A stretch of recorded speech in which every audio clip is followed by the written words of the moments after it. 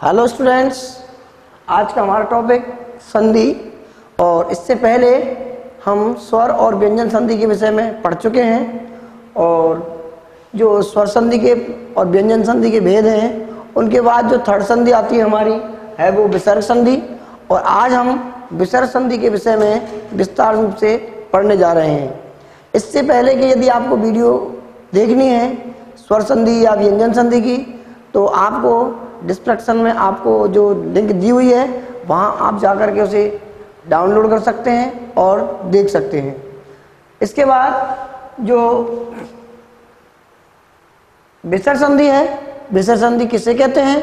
तो देखिए, विसर्ग के बाद में यदि कोई स्वर अथवा व्यंजन वर्ण हो तो, विसर्ग के बाद में स्वर अथवा व्यंजन वर्ण हो तो विसर्ग के स्थान पर जो परिवर्तन होता है उस विसर्ग को हम जिस वर्ण में परिवर्तन करते हैं, अर्थात कह सकते हैं कि विसर्ग के स्थान पे जो परिवर्तन होता है उसे हम विसर्ग संधि कहते हैं। विसर्ग संधि की भेदों की हम बात करते हैं तो विसर्ग संधि के जो भेद हैं वो निम्न हैं। विसर्ग संधि का पहला भेद है सत्व संधि, सत्व विसर्ग संधि। दूसरा है उत्व संधि और तीसरा है रत्व संधि। चौथा है विसर्ग लोप। तो देखिए, हमारे पास चार संधियां हैं। इन चार संधियों में सत्व, उत्व, रत्व और विसर्ग संधियां हैं। और लास्ट में जहाँ पे हम विसर्ग का लोप करते हैं उसे हम विसर्ग संधि कहते हैं। तो देखिए, पहली जो संधि है उसके विषय में हम पढ़ने जा रहे हैं सत्व संधि। और सत्व संधि का जो सूत्र होता है वह होता है विसर्ज नियस्य से। विसर्ज नियस्य से अर्थात जो विसर्ग है उस विसर्ग के स्थान पे हम से का आदेश करते हैं। विसर्ग है, विसर्ग के स्थान पे हम से का आदेश करते हैं। कब? जब विसर्ग के बाद में किसी भी वर्ग का कोई पहला दूसरा वर्ण हो। विसर्ग के बाद में किसी भी वर्ग का पहला दूसरा वर्ण हो अथवा से या से में से कोई एक वर्ण हो। विसर्ग के बाद में किसी वर्ग का पहला दूसरा वर्ण हो अथवा से और से में से कोई एक वर्ण हो तो विसर्ग के स्थान पर से का आदेश हो जाता है। अर्थात सत्व संधि नाम है, नाम से ही प्रचलन हो रहा है कि से का आदेश। तो इस संधि में क्या है, विसर्ग के स्थान पर हम से का आदेश कर देते हैं। देखिए, हमारे पास जो वर्ग हैं वो 5 होते हैं और उन 5 वर्गों में पहला और दूसरा वर्ण की हम बात कर रहे हैं। तो पहला जैसे क वर्ग की हम बात करें तो क वर्ग में क है। च वर्ग की बात करें हम तो च वर्ग में छ है। ट वर्ग की बात करें हम तो ट वर्ग में ट है। त वर्ग की बात करें हम तो त और थ है। और हम प वर्ग की बात करते हैं तो प और फ हमारे पास वर्ण है। अर्थात ये पहले वर्ण है। अब देखिए, हमने कहा है कि विसर्ग के बाद में ये वर्ण होंगे।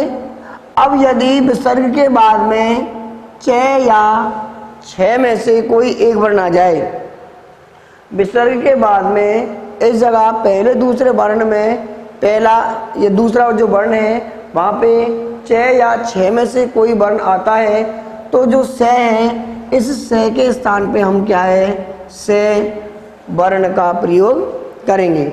ऐसे ही मान लो जो स है या हमारा विसर्ग है, इस विसर्ग के बाद में हमारे पास टे और ठे जो वर्ण है इनमें से कोई एक वर्ण आ जाता है, तो हम यहाँ पर इस सह सलेट के स्थान पर सह षटकोण का प्रयोग करते हैं, क्योंकि यह हमारा स्तुत संधि का नियम है और यह हमारा व्यंजन में स्तुत संधि का उदाहरण है। और शेष इन तीनों जगह में हम सह का ही प्रयोग करते हैं। देखिए एग्जाम्पल हम देखते हैं कि किस प्रकार से इनका प्रयोग करते हैं। जैसे देखो है न में प्लस ते। अब देखिए विसर्ग है और विसर्ग के बाद में तय आ रहा है। तय जो वर्ण है यह हमारा एक वर्ग का पहला अक्षर है। तो देखिए इस विसर्ग को हम से में परिवर्तन कर देते हैं, विसर्ग को हम परिवर्तन कर देते हैं। अब देखिए से के बाद में तय वर्ग आ रहा है और तय वर्ग आने के कारण ये से का सही रहेगा और हमारे पास यह बनता है नमस्ते। हमारे पास बनता है ये नमस्ते। अन्य देखें हम, जैसे राम है विसर्ग प्लस च। देखिए विसर्ग के बाद में किसी वर्ग का पहला या दूसरा वर्ण में से है, तो हमने क्या है विसर्ग के स्थान पे से का आदेश कर दिया। अब देखना है हमको कि से के बाद में च में से आने वाला कोई वर्ण है, तो क्या करते हैं इस से को हम से सलगम में परिवर्तन कर देते हैं। तो अब हमारे पास होगा रामश्च। इस प्रकार से जो ये से है ये से सलगम में परिवर्तन हो जाता है। ऐसे ही अन्य उदाहरण देखते हैं हम। राम है प्लस टीकते। राम है विसर्ग है, विसर्ग के बाद में पहला दूसरा वर्ण आ रहा है, तो इस विसर्ग के स्थान पे हम से का आदेश करेंगे। इसके बाद में ते वर्ग आ रहा है, इसलिए इस से को भी हम षटकोण में परिवर्तन कर देते हैं और जोड़ने पर हमारे पास बनता है रामस्टिकते। इस प्रकार से हम जो है सत्व संधि के उदाहरणों के विषय में जान सकते हैं और अन्य उदाहरण देख सकते हैं हम। जैसे नमे प्लसकार बराबर नमस्कार। नमे प्लसकार बराबर नमस्कार। हरि प्लस चंद्र हो जाएगा हमारे पास। हरि है च आ रहा है तो से के स्थान पर सलगम वाला हो जाएगा हरीश चंद्र है। इस प्रकार से हमारी जो सत्व संधि है वे सत्व संधि को हम अच्छे प्रकार से जान और समझ सकते हैं। देखिए आगे है हमारी जो अगली संधि है वे है उत्व संधि। उत्व संधि की हम बात करते हैं तो देखिए उत्व संधि में हमारे पास है हसी च। उत्व संधि का सूत्र है हमारे पास हसी च। देखिए इसमें क्या होता है कि विसर्ग और विसर्ग के बाद में किसी भी वर्ग का तीसरा चौथा या पांचवा वर्ण हो।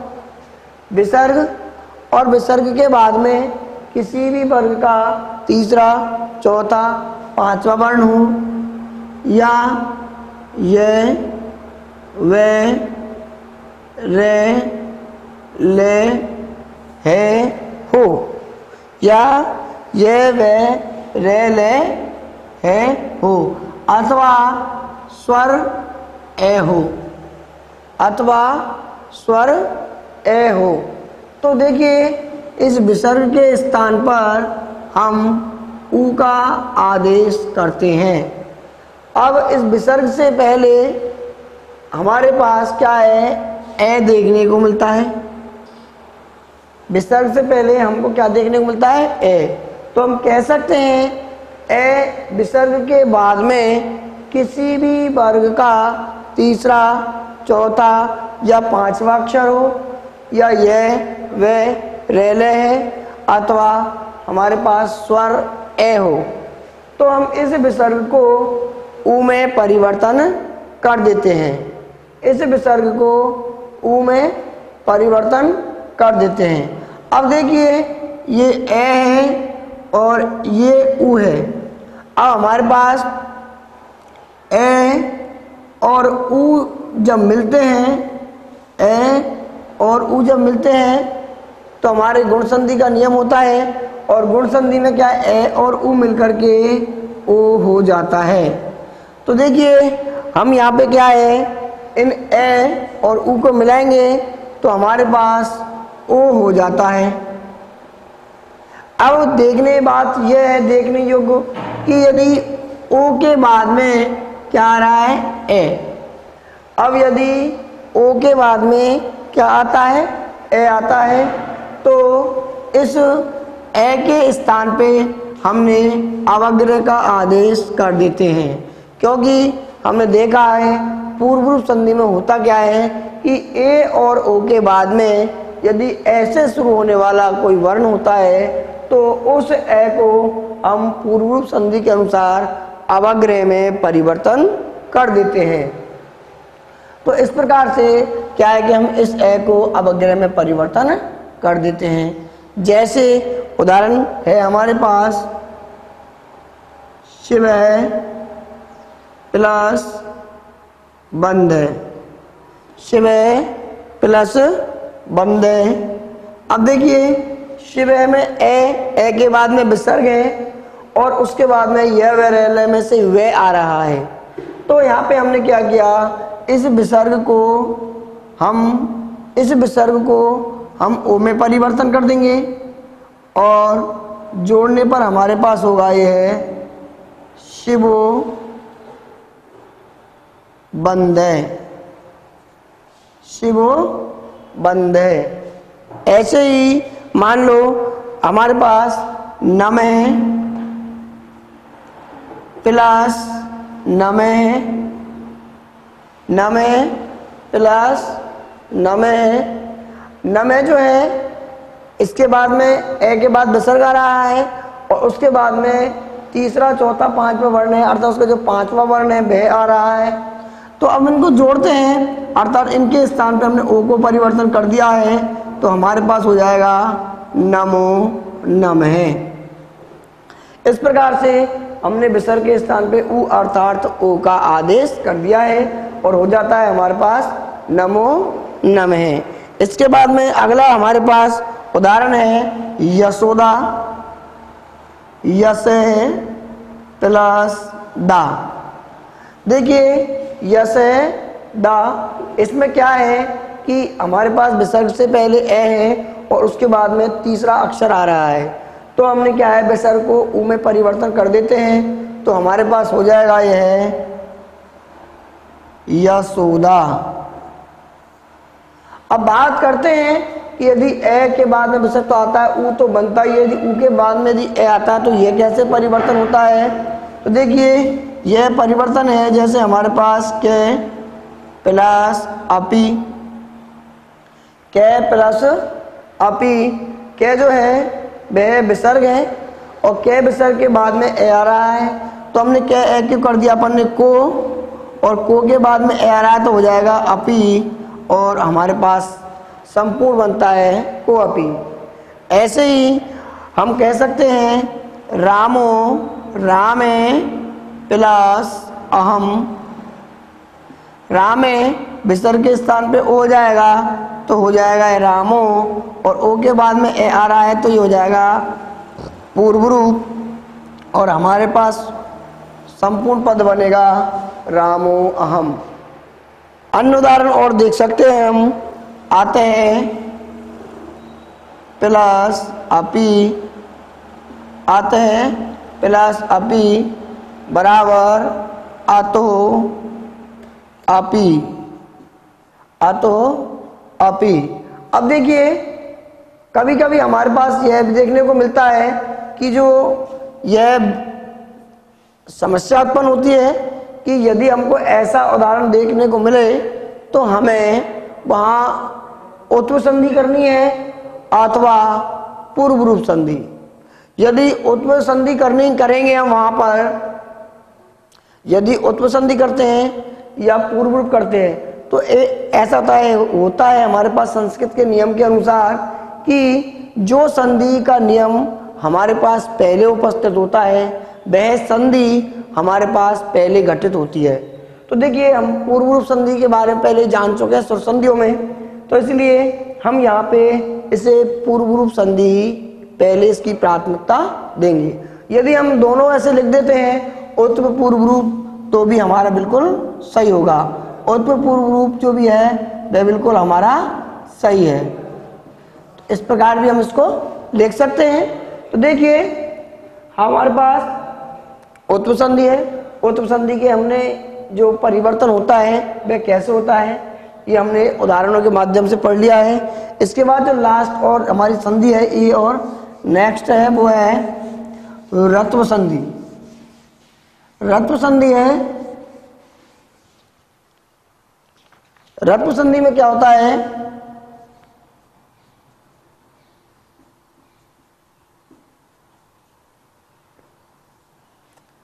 रत्व संधि जो है उसमें होता है से जुसोरू,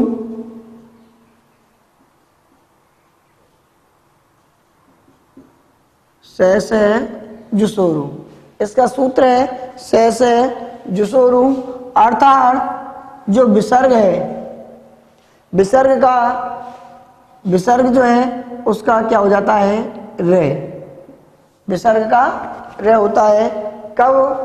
जब विसर्ग है और विसर्ग से पहले कोई ह्रस्व स्वर है,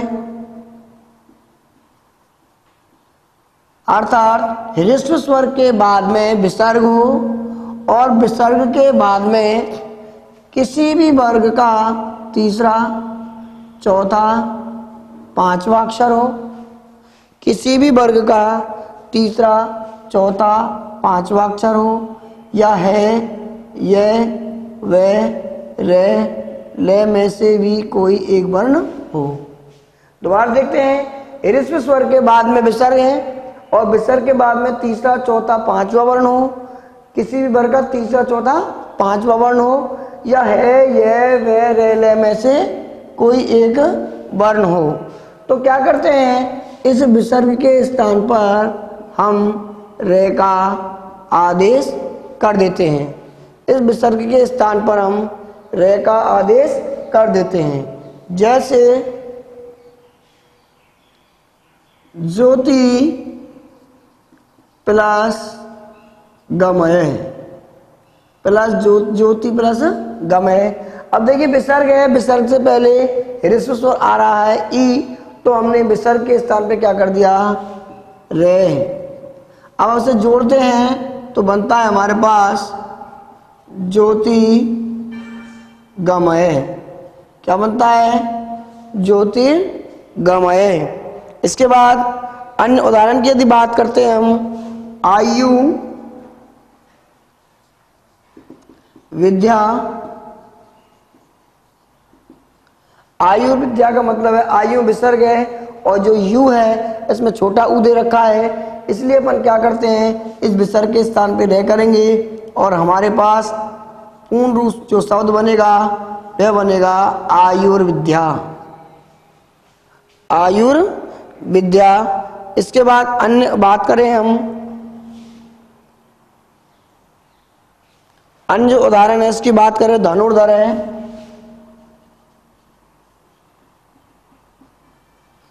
धनुर्धर है। धनुर्धर में देखिए ऊ आ रहा है, विसर्ग के बाद पहले ऊ आ रहा है जो कि ह्रस्व स्वर है और विसर्ग के बाद में ध जो कि एक चौथा अक्षर है, तो हमने इसको रे में परिवर्तन करते अर्थात रित्म में परिवर्तन कर देते हैं, तो हमारे पास बनता है यह धनुर्धरे। क्या बनता है? धनुर्धरे। इसके बाद अन्य और भी हम देख सकते हैं, जैसे तयोर मध्य, तयो मध्य, तयो जो है इसमें ऊ के स्थान पे या विसर्ग के स्थान पे ऊ होता है, या ऊ के स्थान पे गुण संधि होती है, हो जाता है तयो। और इसके बाद में यह ह्रस्व स्वर होता है क्योंकि वृद्धि आऊ हो जाती है इसकी, तो विसर्ग के स्थान पे ह्रस्व करेंगे और हो जाएगा हमारे पास तयोर मध्य। हमारे पास हो जाएगा ये तयोर मध्य। अन्य उदाहरण की यदि बात करते हैं हम तो देखते हैं पुनर्जन्म में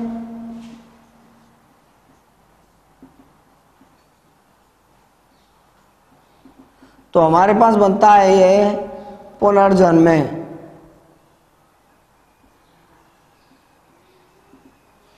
ऋत्व संधि के यदि अपवादों की हम बात करते हैं, ऋत्व संधि के अपवाद भी बहुत सारे होते हैं जहां पे इस संधि का जो नियम है वो घटता नहीं है।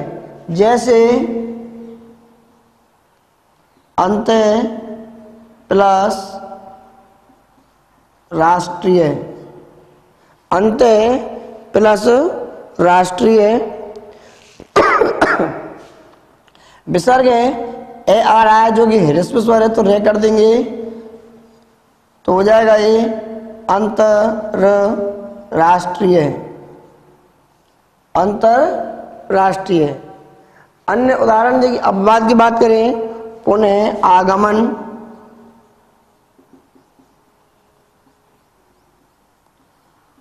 विसर्ग से पहले ए ह्रस्व स्वर के बाद में आ रहा है जो कि आ हमारे पास नियम के अनुसार होता नहीं है, लेकिन फिर भी यहाँ पे ऋत्व संधि होती है तो हम उसे कर देते हैं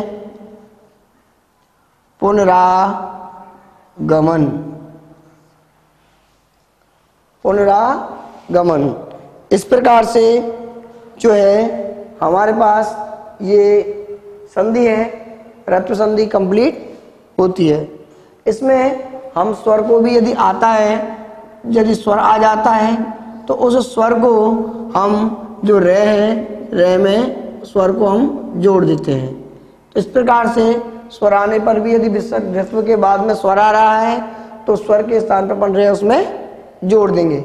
अब देखिए आगे है हमारा संधि जो है नेक्स्ट, वो है विसर्ग लोप। अर्थात किन किन स्थानों पर या क्यों कौन सी कंडीशन ऐसी होती है जहाँ पे हमको विसर्ग का लोप करना होता है।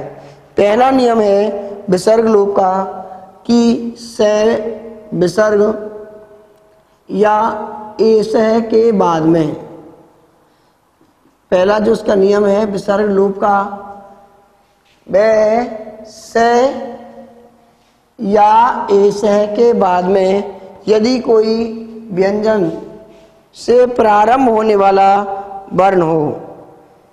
देखिए से और एसह के बाद में कोई स्वर या व्यंजन हो, स्वर में भी ए छोड़ के होना चाहिए, अर्थात ए छोड़कर कोई स्वर अथवा व्यंजन वर्ण हो तो क्या करते हैं, से और एसे का जो विसर्ग है इसका लोप हो जाता है, इनका लोप हो जाता है। जैसे से रामे, हमने काफी बार बुकों में ऐसा देखा है, जब हम बुक पढ़ते हैं तो वहाँ पे से में विसर्ग देखने को नहीं मिलता है, तो वह इस संधि के कारण ही ऐसा होता है। और हम लिखते हैं वहाँ पे से रामे, ऐसे मोहने,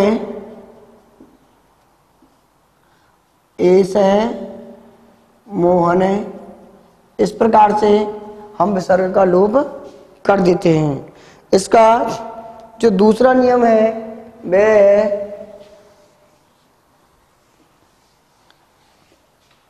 रे अर्थात विसर्ग के बाद में यदि रे से प्रारंभ होने वाला कोई वर्ण पद हो तो जो विसर्ग से रे बनता है इस विसर्ग का लोप हो जाता है। विसर्ग के बाद में रे से प्रारंभ होने वाला कोई पद हो तो विसर्ग के स्थान पे रे होता है और रे का तो क्या करते हैं हम लोप कर देते हैं। अर्थात एक रे के बाद में यदि दूसरे रे से प्रारंभ होने वाला पद होता है तो पहले वाले रे का हम लोप कर देते हैं। जैसे पुनः, या ऐसे कह सकते हैं पुनः प्लस रमते। अब यहाँ पे ऋतु संधि का नियम घटित हो रहा है कि विसर्ग से पहले ह्रस्व स्वर है तो हमने क्या कर दिया कि विसर्ग के स्थान पे रे का आगम कर दिया। अब रे के बाद में रे से प्रारंभ होने वाला वर्ण है इसलिए इस रे का हम लोप कर देते हैं। लेकिन जब हम इस रे का लोप करते हैं तो इससे पहले जो स्वर होता है उस स्वर को हम क्या है दीर्घ कर देते हैं। स्वर को क्या करते हैं हम दीर्घ करते हैं। तो हमारे पास यह बनेगा पुनरारमते। क्या बन जाएगा ये पुनरारमते। ऐसे ही अन्य उदाहरण है हमारे पास नी प्लस रज है। अब देखिए नी अर्थात नी के स्थान पे विसर्ग आ रहा है तो हमने इसको कर दिया विसर्ग रे और रे के बाद में रे आ रहा है तो इसका हमने लोप कर देते हैं। और जो नी में हमारे पास ह्रस्व स्वर है उसको क्या हमने दीर्घ कर दिया तो ये बन जाता है हमारे पास नीरज है। ऐसे ही दुर प्लस राज है। दुर प्लस राज है। अब रे के उसमें लोप हो जाएगा और दीर्घ जो अपन का ह्रस्व स्वर है वह दीर्घ हो जाएगा और हमारे पास हो जाता है दुराज है। इस प्रकार से हम जो है विसर्ग संधि है इसका हमारा लोप कंप्लीट होता है। तो अब यहाँ पे हमारे पास दीर्घ जो संधि है हमारे पास स्वर व्यंजन और विसर्ग कंप्लीट हो चुके हैं और इनसे संबंधित जो हमारे पास आपके लिए प्रश्न है उनमें आपको संधि ढूंढनी है वह है आयुर्वेद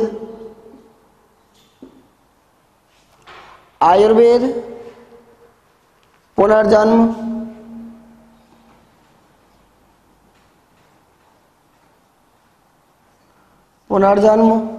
और नीरस।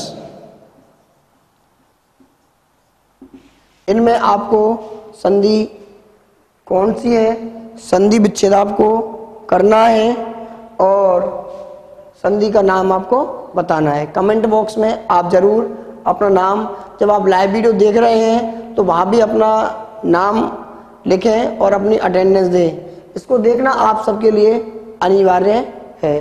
धन्यवाद।